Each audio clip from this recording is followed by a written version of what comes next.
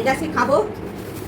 এই ফলটা কে কে চিনে? দেখো আমি ফ্রিজে রেখে দিয়েছিলাম, পাকা টক টক টক টক করছে। দেখো খাবো বন্ধু, এই দেখো এগুলো হচ্ছে পাক্কা দেশি, এই জন্য এত মজা। ওরে বাবা রে বাবা, ওরে বাবা রে বাবা। এলাকা ভিত্তিক কিন্তু ডেও ফল ভালো লাগে। যেমন আমাদের এই যশোর এলাকার ডেও ফলগুলো অনেক টেস্টি এবং লাল টকটকে হয়। অথচ আমি ঢাকার দিকে ডেও ফল কিনছিলাম বন্ধুরা, তখন একদম লাল নেই ভিতরে, কেমন একটা অতটা টেস্ট ছিল না। মানে লাল থাকলেও কিছু কিছু ডেও ফলে কিন্তু টেস্টই আলাদা। ওয়াও,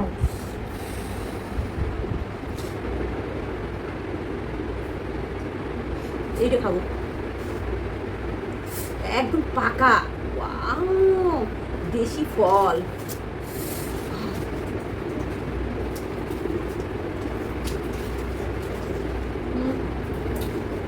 একদম মজা, অনেক মজা। ধুয়ে নিয়ে আসছি।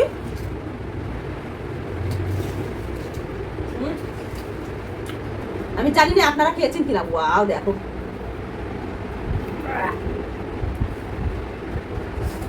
এগুলো পাকাইছে, এগুলো এসে বসে পাকানো হয়েছে। দেখেন পরে একদম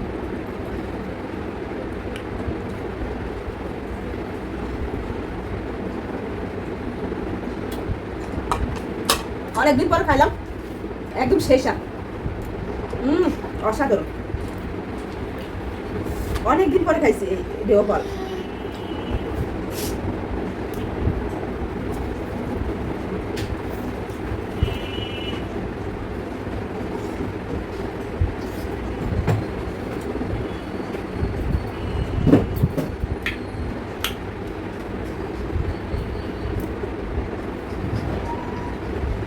এখন মাখাবো, একটু মাখাবো, সব বেশি নি বন্ধুরা। হ্যাঁ, ও সর্দি জ্বর হয়েছে,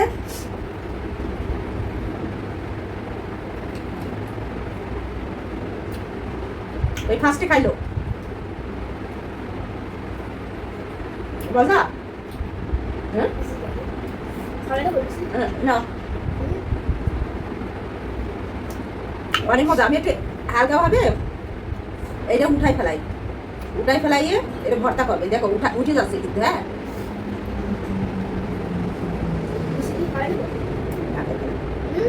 এই ফেলানো চাই বন্ধুরা, এটা আমি উঠাই ফেলাই খোসাটা, তারপর তোমাদের আবার দেখাবো।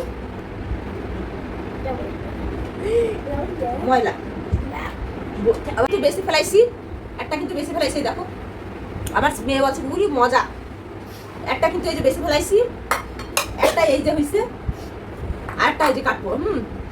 এই দেখো কি সুন্দর, এই দেখো এগুলো হচ্ছে পাক্কা দেশি, এই জন্য এত মজা। ওরে বাবা রে বাবা, ওরে বাবা রে বাবা। যাই হোক বন্ধুরা, আমরা ডেও ফলগুলো বাছতে থাকি। তো আগামীকাল কিন্তু তোমাদের দেখাবো কিভাবে ডেও ফল পাকাগুলো মাখিয়ে খেতে হয়। যেহেতু হালকা টকটক আর মিষ্টি মিষ্টি, খেতে কিন্তু দারুণ লাগবে, আর অবশ্যই তোমাদের কাছে শেয়ার করব। তো আজকের মতো ভিডিও বড় হয়ে যাবে বলে এখানেই শেষ করলাম। ভালো থাকবেন।